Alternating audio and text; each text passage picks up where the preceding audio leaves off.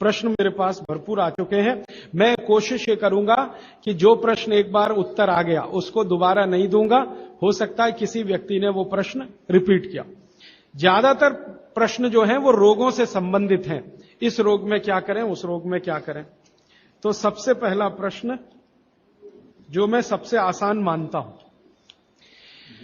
आंखों के नीचे काले धब्बे आ गए हैं तो क्या करें। मैं इसका उत्तर पहले दे चुका हूं, फिर दे रहा हूं। आपको सबसे अच्छा आसान उपाय मैं बता रहा हूं वो ये, जिनको भी डार्क सर्किल है सवेरे उठें, सबसे पहला जो आपका थूक है, मुंह का लार है, इसको आंखों के नीचे लगा के मालिश करें, हल्की हल्की मालिश करें।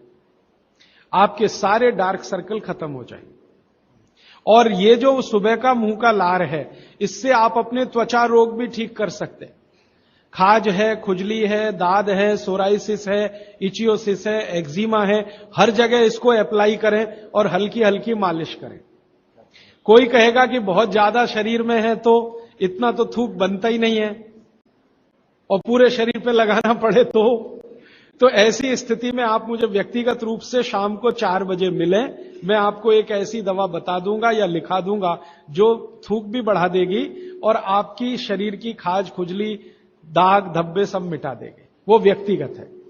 नींद बराबर नहीं आती, नींद बराबर नहीं आती है तो इसका माने एक ही आप जान लीजिए कि आपके शरीर में अगर वात बढ़ा हुआ है, वायु बढ़ी हुई है, तो अच्छी नींद कभी नहीं आएगी। तो इसके लिए बहुत सरल उपाय मैंने बताया था। रात को गाय का घी हल्का गर्म करके दोनों नाक में डाल के सोएं। गाय का घी हल्का गर्म करके, जब वो तरल हो जाए उतना ही गर्म करें और एक एक बूंद दोनों नाक में डालें और हल्के से खींचें, ज्यादा तेज नहीं, बस इतना करेंगे अंदर चला जाएगा।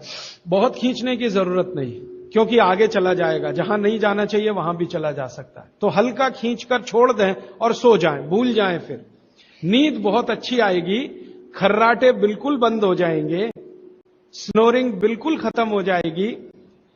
नींद के समय जो खराब सपने आ रहे हैं वो सपने कभी आएंगे नहीं, अच्छे ही सपने आएंगे जब भी आएंगे। रात में नींद कभी खुलेगी नहीं, 6 घंटे के पहले आप उठेंगे नहीं कम से कम। रात की नींद खुलने का एक वो तकलीफ आ गया ना, पेशाब आती है, नींद खुल जाती है। घी डाल के सोएंगे तो रात को नींद कभी नहीं खुलेगी, 6, साढ़े 6, 7 घंटे के बाद ही खुले। और बच्चों को तो जरूर करें, इससे और एक फायदा होगा, स्मरण शक्ति बढ़ेगी।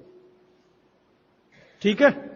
अभी है हाई ब्लड प्रेशर, रक्त का ऊंचा दबाव, अस्थमा, पेट की कब्जी, और इसमें भी फिर आ गया है त्वचा का कालापन। वो मैं उत्तर दे चुका हूं। अब मैं आ जाता हूं, ब्लड प्रेशर हाई है। वैसे तो ब्लड प्रेशर हाई और लो होना ये काल्पनिक चीज है, कभी बाद में चर्चा करूंगा। लेकिन अगर आपके मन में बैठ गई है तो इतना ही जान लीजिए कि आपको जब लग रहा है और डॉक्टर कोई कह रहा है कि आपका बीपी हाई है, तो समझ लीजिए, इसको बागवती जी दूसरे सूत्र में कहते हैं कि रक्त की अम्लता बढ़ी हुई है, एसिडिटी बढ़ी हुई है। अब रक्त में अम्लता है तो अम्लता को खत्म करने के लिए क्षारीय चीज खाएं, क्षार चीज खाएं, क्षार। अब क्षार वाली चीजें क्या है? सबसे अच्छी क्षार की चीज है मेथी, सब्जी के रूप में भी और दाने के रूप में मेथी। दूसरी क्षार वाली चीज है, आप में से जैन है तो वो नहीं खाएंगे, लेकिन जो जैन नहीं है उनको बता देता हूं, गाजर। तीसरी क्षार वाली चीज है कोई भी ऐसा फल जिसमें रस नहीं है, सेब, केला, अमरूद, ये क्षारीय है। कोई भी ऐसे फल याद रहेगा आपको जिसमें रस नहीं है, ये सब क्षारीय है। सब्जियों में पालक क्षारीय है, बैंगन क्षारीय है। आलू के बारे में कहते हैं ना अम्लीय ना क्षारीय, वो बीच का है। तो जो सब्जियां आपको क्षारीय हैं और जो मसाले माने औषधियां क्षारीय, इनका उपयोग करें तो अम्लता अपने आप कम होगी, तो ब्लड प्रेशर कम होगा, तो ट्राइग्लिसराइड कम होगा, मोटापा भी कम होगा, सब कुछ कम होगा आपका। तो हमेशा याद रखें। तो मेथी दाने का उपयोग मैंने बता दिया है, पानी में डाल के रात को छोड़ दें, सुबह उठकर दाना चबा के खाएं, पीछे से पानी पिए। गाजर का उपयोग बता दिया, कद्दूकस में घिसें, गाजर ले लें, वो कद्दूकस की गाजर को खा लें। और क्षारीय चीज मेथी की सब्जी रोज खाएं, पालक की सब्जी रोज खाएं। हरे पत्ते की कोई भी सब्जी क्षारीय होती है, और फल जिसमें रस नहीं है वो सब क्षारीय होंगे। बस याद इतना ही रखें। तो आप अगर उपयोग करेंगे तो हाई ब्लड प्रेशर तो जाएगा ही, उसके साथ ब्लड कोलेस्ट्रॉल कम रहेगा, ट्राइग्लिसराइड कम रहेगा, मोटापा कम होगा, पेट आपका कम होगा, और उसके अंत में हार्ट अटैक आएगा नहीं। ब्लॉकेज भी है तो निकल जाए। और एक क्षारीय चीज मैं भूल गया बताना, लौकी, दूधी। सब्जियों में सबसे ज्यादा क्षारीय कोई चीज है तो दूधी, माने लौकी ज्यादा खाएं, दूधी ज्यादा खाएं, और उसका रस भी पिए, कच्ची दूधी का तो और अच्छा है। जितने भी हाई बीपी के मरीज हैं उनके। अस्थमा भी जो एक बीमारी है ना, वो वायु के प्रकोप की बीमारी है। तो अस्थमा ज्यादा है तो इसके लिए जो मैं बहुत बार बोल चुका हूं, फिर बोल रहा हूं, दालचीनी, ये क्षारीय है। दालचीनी का उपयोग करें शहद के साथ। शहद क्षारीय है तो दालचीनी, शहद नहीं ले सकते तो गुड़। ये जो नारियल होता है ना, नारियल, मैंने आपको थोड़ी देर पहले एक बात कही है और मुझे याद आ गई, तो मैंने आपसे कहा जो भी फल में रस नहीं है वो क्षारीय है, और जो भी फल में रस है वो अम्लीय है। लेकिन ये नारियल अद्भुत फल है जो क्षारीय है रस होते हुए भी। तो ये क्षारीय है। अब ये क्यों है, ये बाद का विषय। तो आप अगर अस्थमा से शिकार हैं, दमा के शिकार हैं, तो नियमित रूप से नारियल खाइए। हरा नारियल खाइए, कच्चा नारियल जिसको कहा जाता है, चबा चबा के खाइए। कितना खाएं जी? एक दिन में 50 ग्राम तक खा सकते हैं चबा चबा। तो दालचीनी और गुड़ लिया और नारियल चबा के खाया, 3 महीने के बाद आपका अस्थमा जड़ से खत्म होगा, वो 40 साल पुराना हो तो भी। इसके बाद बाकी तो आंखों की है। मुंह में छाले बहुत रहते हैं। ये मुंह में छाले बहुत रहते हैं, इसका माने पेट आपका साफ नहीं है, बड़ी आंत आपकी कचरे से भरी हुई है। तो मुंह में छाले रहते हैं तो सुबह सुबह का जो मैंने नियम बताया ना, पानी उठते ही पिए, घूट घूट पिए, तो छाले अपने आप खत्म। जैसे ही बड़ी आंत साफ हो जाएगी, छाले कभी नहीं आएंगे। और अगर आपको ये करने के बाद भी छाले में आराम नहीं मिल रहा है, तो आपको एक सरल आसान दवा बता देता हूं जो होम्योपैथी की दुकान में मिलती है, जो बड़ी आंत को सबसे जल्दी से साफ कर देती है। उस दवा का नाम है बोरेक्स। सुहागा आप सब जानते हैं ना, सुहागा आंत को साफ करने वाली सबसे तीव्र दवा है, तीव्र। इसी का डाइल्यूशन करके होम्योपैथी में बनाया बोरेक्स। तो ले लें, किसी भी होम्योपैथी की दुकान से खरीद लें, 30 पोटेंसी में या 200 पोटेंसी में। इसके 3 ही खुराक लेंगे तो जीवन भर के लिए छाले की बीमारी आपकी आएगी नहीं, क्योंकि यह तुरंत बड़ी आंत को साफ करता है। पानी करेगा, धीरे धीरे करेगा। बोरेक्स तो एक ही दिन में काम करता है, लेकिन भागवत जी कहते हैं ये एक ही दिन का चक्कर छोड़ना चाहिए, तुरंत हर चीज का रिजल्ट मिल जाए। वो कहते हैं जीवन में कोई भी चीज फास्ट है ही नहीं, हर चीज स्लो है। तो कोशिश करिए पानी से ठीक करें, और अगर आप बहुत परेशान हैं तभी बोरेक्स का इस्तेमाल करें। और यह दवा हमेशा पानी में डाल के लें, 1 बूंद डाल दें पानी में, और उस पानी के 3 हिस्से करके उसको पी लें।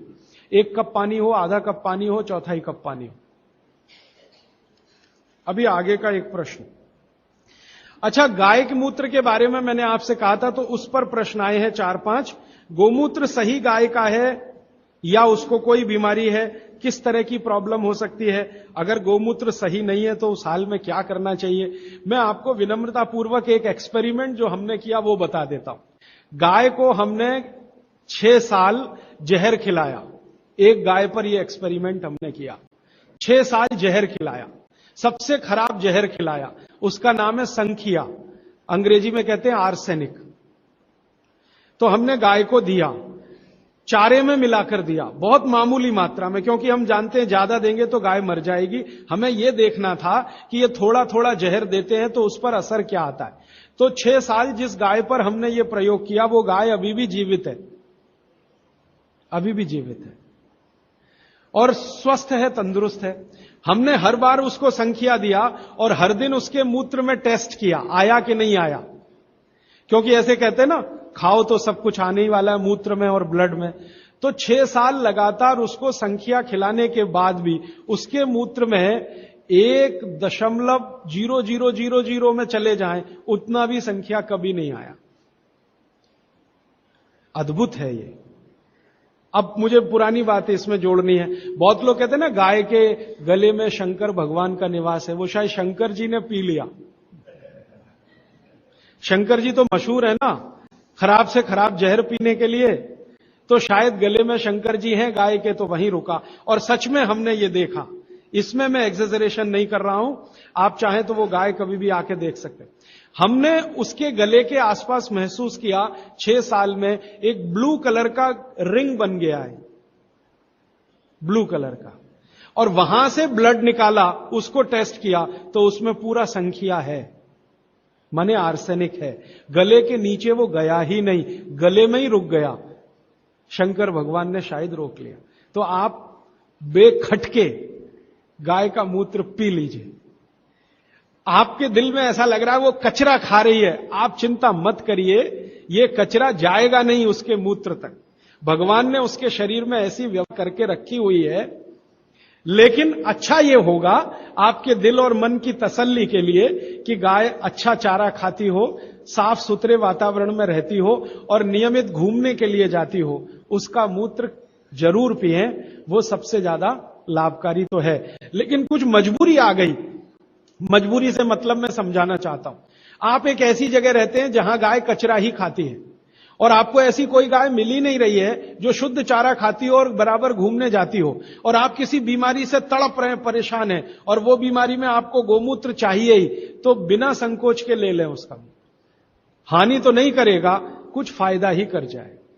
गोमूत्र के बारे में अब तक की जो रिसर्चेज हैं वो ये हैं कि इसके साइड इफेक्ट है नहीं।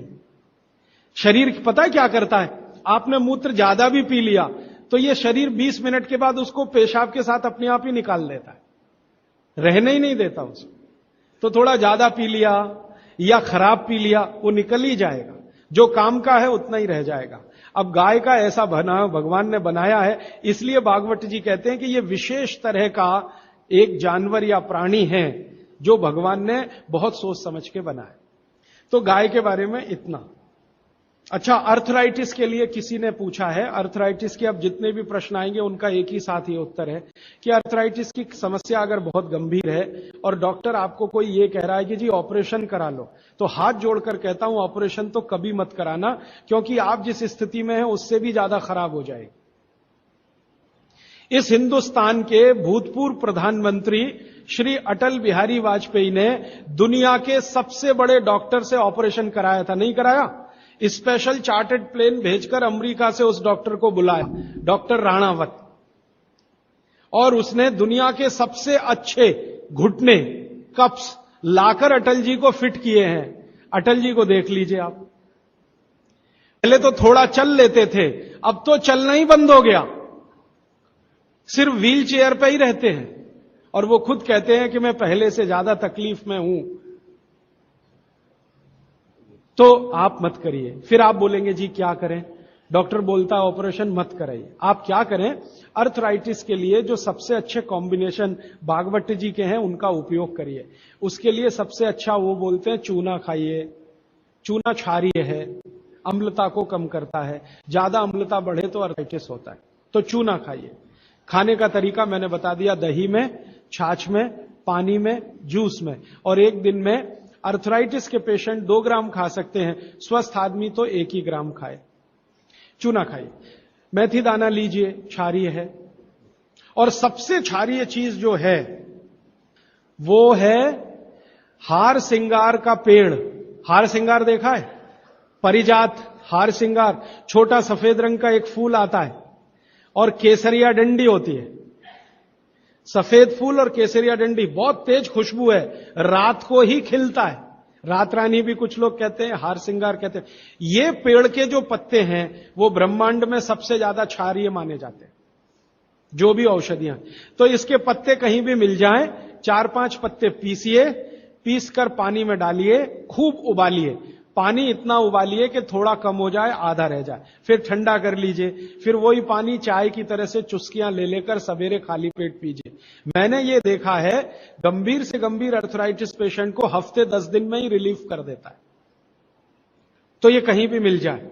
नहीं मिले तो हार सिंगार का पौधा गुड़वांचरी में है, तो आप थोड़े पौधे बंटवा दीजिए, सब अपने घर में लगा लें, गमले में हो जाता है, आसान है। और कुछ खाली स्पेस है तो जरूर, क्यों, ये हर घर में रहे पेड़। कारण क्या है कि आज अर्थराइटिस ही सबसे ज्यादा तकलीफ दे रहा है लोगों को। सुगंधी तो आएगी, नींद अच्छी देगा। जहां आपका बेडरूम है उसके पीछे जरूर लगा लीजिए, और उसका पत्ता आपको अर्थराइटिस से मुक्ति देगा। और दोनों तरह की अर्थराइटिस, रूमेटिड और ऑस्टियो, दोनों ही खत्म होती है इस हार श्रृंगार के पत्ते से। आइसक्रीम कब खा सकते हैं? कभी भी नहीं, कभी भी नहीं। और अगर आइसक्रीम खा ही रहे हैं, आप कहते हैं जी मन नहीं मानता, स्वाद है और मुंह को लग गया है, अब क्या, तो इसका एक उपाय बता देता हूं। आइसक्रीम खाइए और पीछे से गर्म पानी में घी मिला के पी लीजिए, तो जो कुछ भी तकलीफ वो करने वाली है उससे आप बच जाएंगे। ना खाएं तो सबसे अच्छा।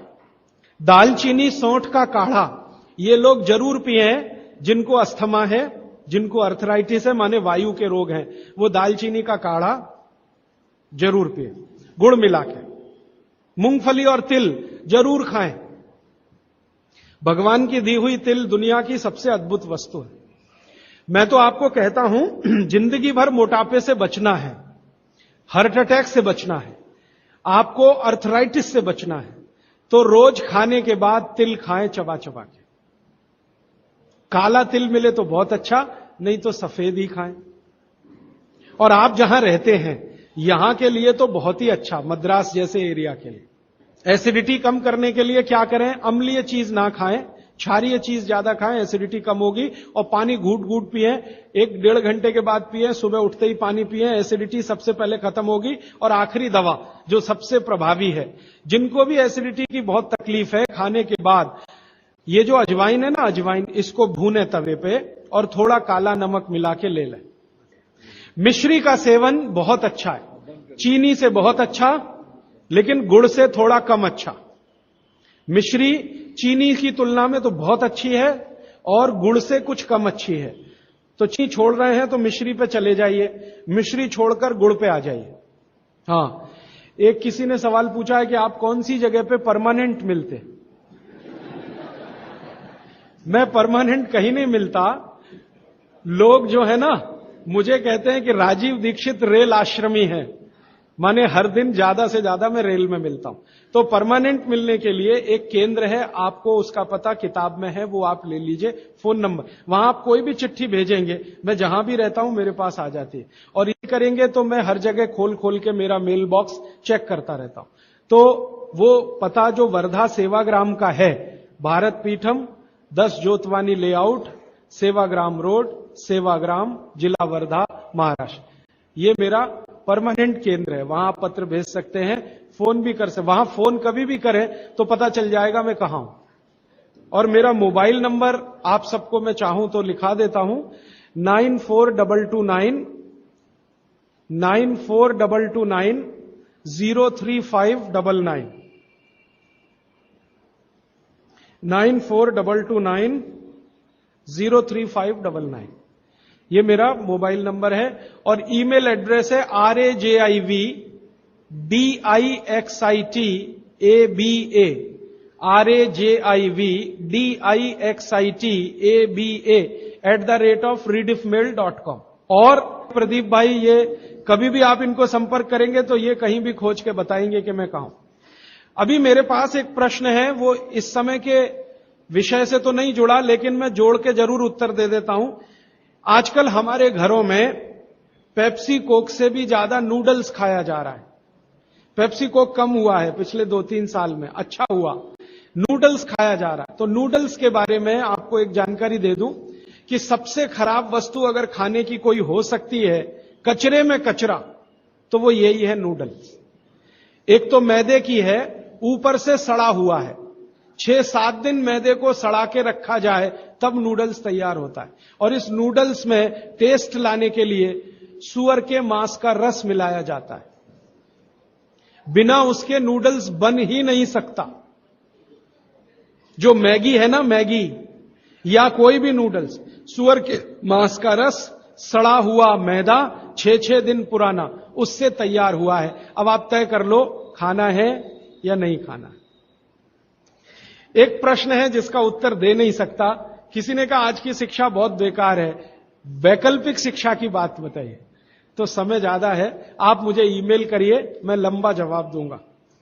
गाय का घी कान नाक में डालने के लिए मैंने बोला था, तो वो उत्तर दे चुका हूं, फिर रिपीट इसलिए कर रहा हूं कि गलती ना करें। घी को हल्का गर्म करना है, ज्यादा नहीं। गाय का घी नाक में डालने के लिए हमेशा हल्का गर्म करना है, ज्यादा नहीं। और एक ही बूंद एक नाक में, दूसरी बूंद दूसरी नाक। हां, एक बहुत अच्छा सवाल है, दैनिक जीवन में कौन सा नमक खाएं? सबसे अच्छा सेंधा नमक खाएं। और इसको याद ऐसे रखें, पत्थर वाला नमक खाएं। यह समुद्र के पानी का नमक कम से कम खाएं।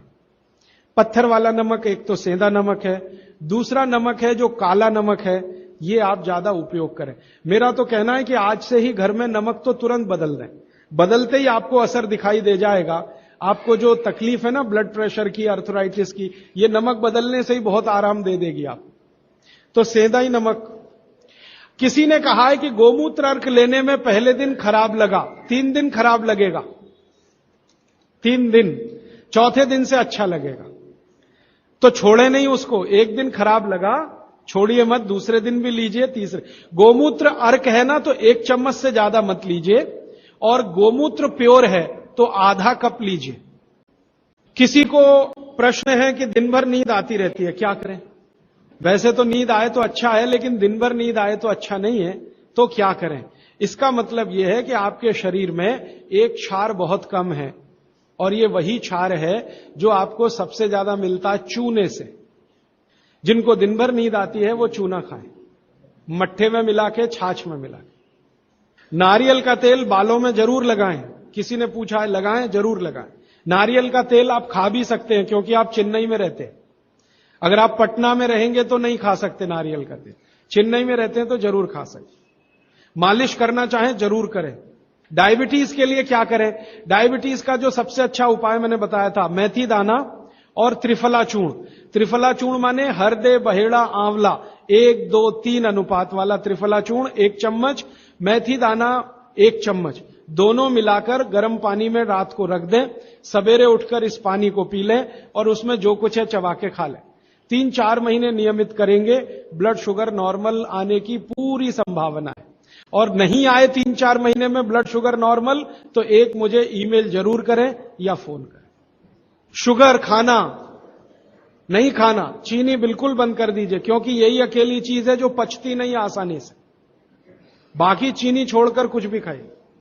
पथरी अगर है शरीर में, और थायराइड का सबसे अच्छा उपाय है धनिया पत्ता है ना, धनिया पत्ता, इसकी चटनी, धनिया पत्ते की चटनी बनाइए, पानी में मिला के पी जाइए, पानी गुनगुना रहे। कितनी चटनी?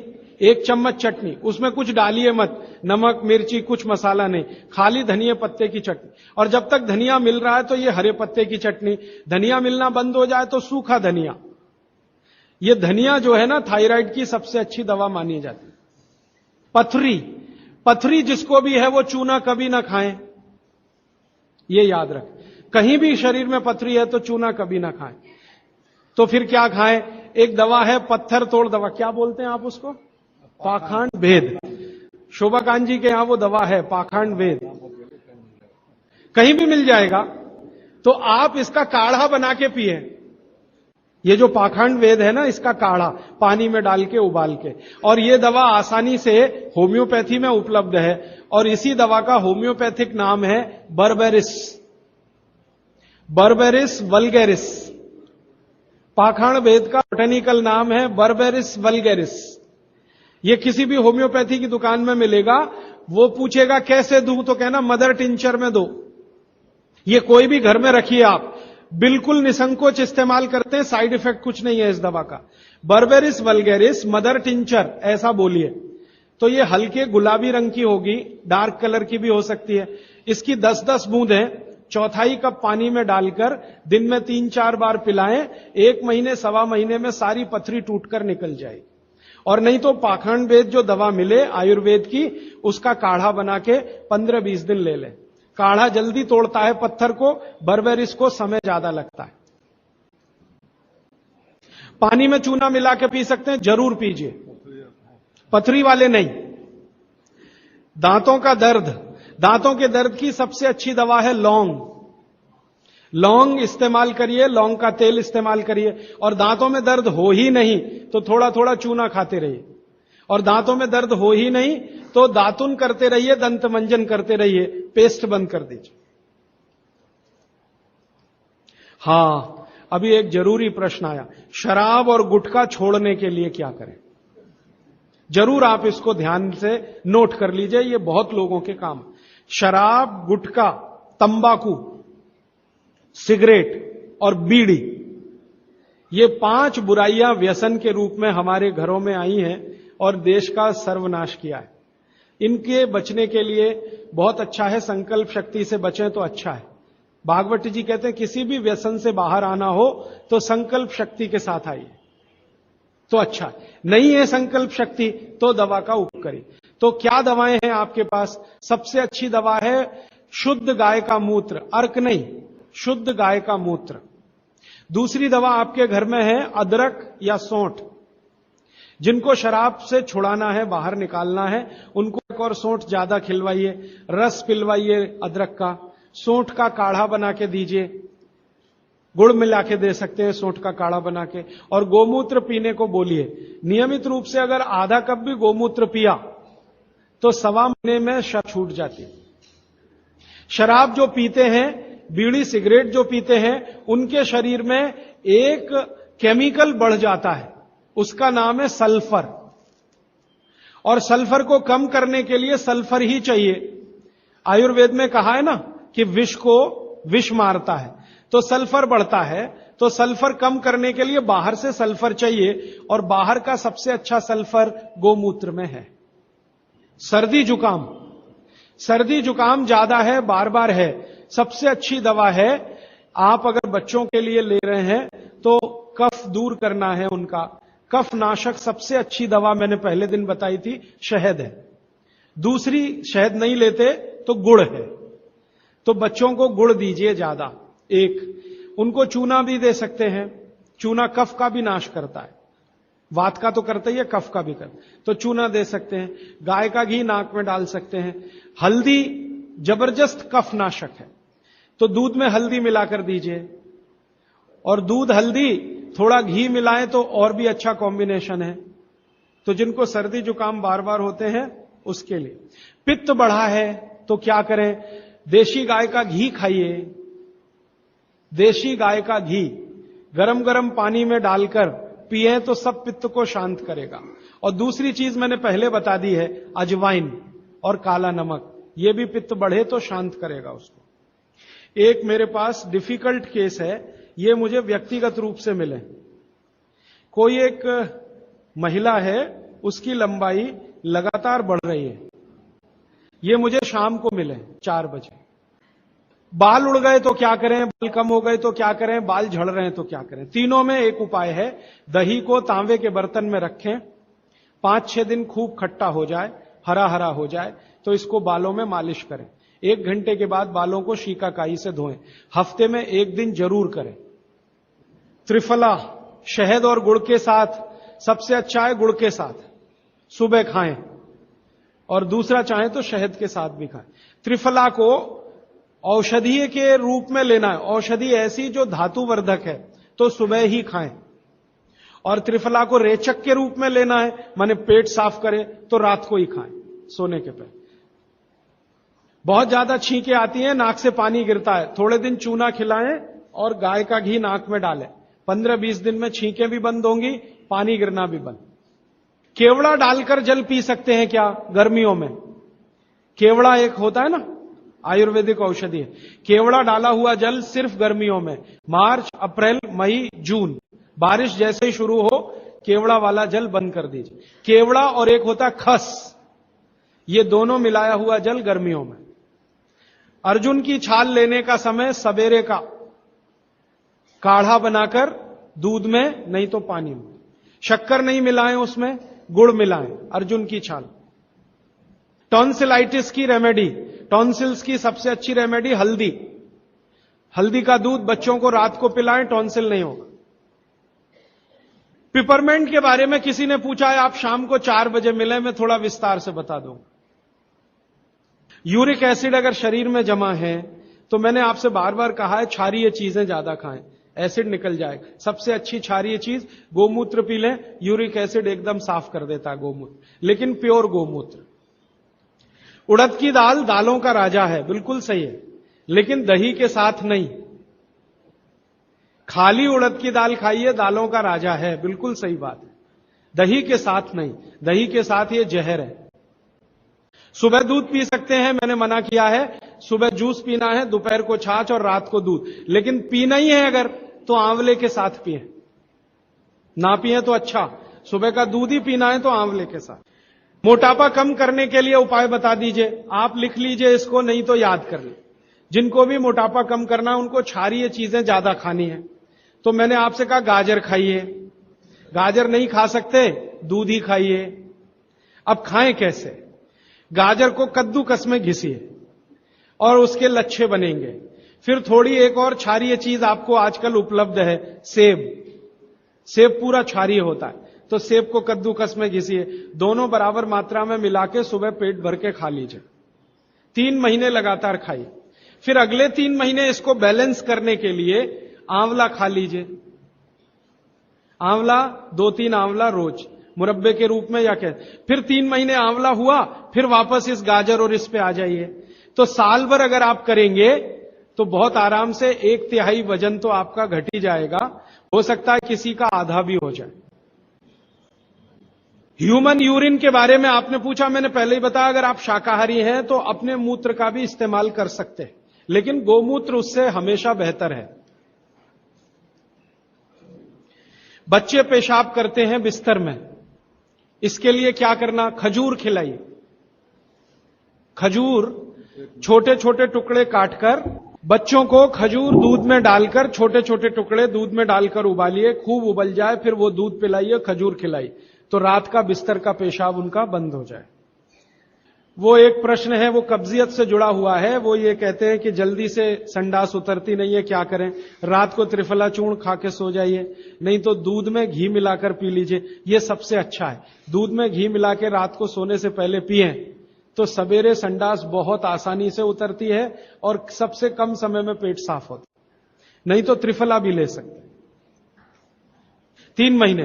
देखिए, एक नियम हमेशा याद रखिए, जो मैं बार बार कह, लगातार कोई भी दवा आयुर्वेद की 3 महीने से ज्यादा मत खाइए, और अगर जरूरत पड़ रही है तो थोड़े दिन ब्रेक दे दीजिए, 15 दिन का, 10 दिन का, 20 दिन का। ब्रेक के बाद फिर अगले 3 महीने ले सकते हैं, फिर ब्रेक दे दीजिए। फिर ये नियम बहुत जरूरी है, नहीं तो तकलीफ बहुत दूसरी भी हो सकती। पीठ की हड्डी में दर्द है, चूना खाइए। बच्चों को खांसी की एलर्जी अगर है तो नियमित रूप से, मैंने कहा ना, ऐसी चीजें दीजिए, कफनाशक है, सूंठ है, पान का पत्ता है, शहद है, गुड़ है, ये सभी कफनाशक हैं।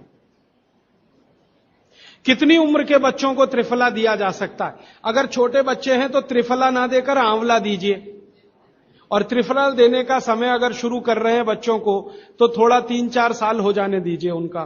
3-4 साल के पहले दे सकते हैं तो आंवला दीजिए। और वैसे तो मेरा कहना है 14 साल की बच्चों को आंवला ही अच्छा है, त्रिफला उनको ना ही दें। त्रिफला एक उम्र के बाद ही सबसे अच्छा होता है। बहुत अधिक उम्र में घुटनों का दर्द, कमर का दर्द, तरीका मैंने वही बताया, चूना सबसे अच्छा है। अधिक उम्र में चूना सबसे अच्छा, अर्थराइटिस के लिए, घुटनों के दर्द। एड़ी का दर्द और कोहनी का दर्द तो ऐसे ही मिट जाएगा जब पानी घूट घूट पीने लगेगी। जल्दी भूल जाए, स्मरण शक्ति कम हो, गाय का घी नाक में डालना सोते समय। नींद जल्दी ना आए तो क्या करना? गाय का घी नाक में डाल के सोना। हां, एक बहुत इंटरेस्टिंग प्रश्न आया, वो पहले दिन का जो मेरा व्याख्यान था कि फ्रिज का क्या करें। तो मैंने तो बोला था कि ये बंद कर दें, अगर आपका दिल नहीं मानता बंद करने के लिए, क्योंकि मैंने कहा ना, हिंदुस्तानियों में एक बुरी आदत है कचरे को इकट्ठा करने की। घर में डिब्बे डिब्बी इतने इकट्ठे रहते हैं, तू पड़े रहते हैं, फेंकते नहीं हमें, हमेशा ये सोचते कभी काम आएंगे, कभी काम आएंगे। तो ये चक्कर घुस गया। अब पता नहीं ये अंग्रेजों के समय से आया या पुराना। तो फ्रिज भी वैसी ही कोई चीज है। तो एक बहन ने या किसी ने सवाल ये लिख के भेजा है कि फ्रिज में से हमने सब्जी निकाल के 48 मिनट रख दी तो अब उपयोग कर सकते हैं? हाँ, कर सकते हैं। उसको शायद ये बात अच्छे से समझ में आई। वो 48 मिनट का जो किस्सा मैंने बताया ना, तो वो चाहती नहीं है कि फ्रिज घर के बाहर जाए, किसी तरह इसका उपयोग होता रहे। तो ये मजबूरी का खेल है, लेकिन कर लीजिए कि आप कुछ भी जो रखा है फ्रिज में, अगर उसको पकाना चाहते हैं, खाना चाहते हैं, तो निकाल के 48 मिनट रख दीजिए, फिर उसका उपयोग कर लीजिए सब्जी के रूप में। नहीं तो एक चीज मत करिए कभी भी, कोई भी चीज एक बार गर्म करके आपने फ्रिज में दी तो दोबारा गर्म मत करिए। वो दूध हो या सब्जी हो या दाल हो, करिए ही मत। क्या करना, निकाल के रख दीजिए, 48-50 मिनट रखी रहे, वो अपने आप थोड़ी गर्म हो जाएगी प्रकृति की गर्मी से, फिर वही खा लीजिए। गर्म तो दोबारा बिल्कुल मत करिए। फ्रिज के दूध को दोबारा गर्म कभी मत करिए, फ्रिज की दाल को दोबारा गर्म कभी मत करिए, फ्रिज की सब्जियों को दोबारा गर्म मत करिए। चटनी भी फ्रिज में से निकाल के रख के खाइए। दही भी फ्रिज में दही रख देते हैं, 48 मिनट रखा रहने दीजिए, फिर आप उसका उपयोग करिए। तुरंत निकाल के और छाछ बना के वो बिल्कुल मत करें। मेवा खाना चाहिए कि नहीं? सूखा मेवा जरूर खाइए, ड्राई फ्रूट्स आप जरूर खाइए, लेकिन जो ड्राई फ्रूट्स आपके लिए अनुकूल हैं, आप जहां रहते हैं वहां के हिसाब से मैं कह रहा हूं, सबसे अच्छा बादाम आपके अनुकूल है। आपके अनुकूल काजू नहीं है। बादाम बहुत अनुकूल है मद्रास में रहने वालों को, काजू अनुकूल है जम्मू कश्मीर में रहने वाले, तो बादाम भरपूर रखते हैं। और जो दूसरी चीज अनुकूल है, मुनक्का, किशमिश। किशमिश और मुनक्के में थोड़ा अंतर है, बड़ी किशमिश को मुनक्का, तो मुनक्का और किशमिश ये आपके बहुत अनुकूल है। बादाम आपके बहुत अनुकूल है। मखाना, मखाना 50-50 है। ज्यादा अनुकूल तो बिहार उत्तर प्रदेश वालों को है, और थोड़ा चले तो झारखंड वालों को। आपके लिए 50-50, ना बहुत प्रतिकूल है ना बहुत अनुकूल है, बीच का है। और बाकी जो अखरोट वगैरह हैं ये आपके अनुकूल नहीं। अखरोट खाना चाहिए हमेशा ठंड में रहने वाले लोगों को, आपके लिए अखरोट बिल्कुल अनुकूल नहीं। और ड्राई फ्रूट्स क्या खाते हैं आप? चिरौंजी, चिरौंजी क्या कहते हैं उसको? जो चिरौंजी है वो आपके लिए अनुकूल है, चेन्नई के आसपास के लोगों के लिए अनुकूल है, वो आप खा सकते हैं। और ड्राई फ्रूट शायद इसके आगे हैं, हां, केसर। केसर अगर आप खाएं, वैसे तो औषधि है, ड्राई फ्रूट नहीं, लेकिन ये 3 महीने के आगे नहीं खा सकते, नवंबर, दिसंबर, जनवरी। और दूध में मिला के। मिश्री, पिस्ता, पिस्ता 50-50 है। अंजीर बहुत अनुकूल है सिर्फ एक ही किस्म के लोगों के लिए। इसको मैं आपको कहता हूं, जरा ध्यान से सुनो। जिनको शरीर में शक्ति की कमी लगती है, शक्ति की कमी लगती है, ताकत कम है, शक्ति कम है, उनके लिए अंजीर बहुत फायदे की है। लेकिन जिनको पहले से ही ताकत है वो ना खाएं इसको। चेंदारू क्या होता है? एप्रिकॉट। हाँ, एप्रिकॉट आपके लिए ठीक है, आप खा सकते हैं एप्रिकॉट। हाँ, एक सुझाव है, प्रश्न नहीं है, और वो सुझाव मुझे स्वीकार है। वो ये कहते हैं कि आप चले गए उसके बाद क्या?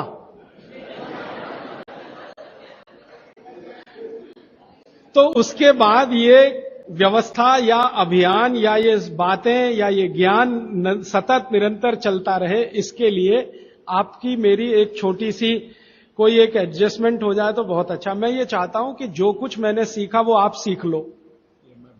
हाँ, और बाबूजी बोलेंगे वैसे, मेरा ऐसा कहना है जो मैंने सीखा वो आप सीख लो, उतना ही सीख लो जितना मेरे पास है, फिर आप उससे आगे भी सीख सकते हैं और ये दूसरों को सिखाते जाएं। तो नियमित रूप से ऐसी व्यवस्था अगर आप सब मिलकर करें, मुझे स्वीकार है।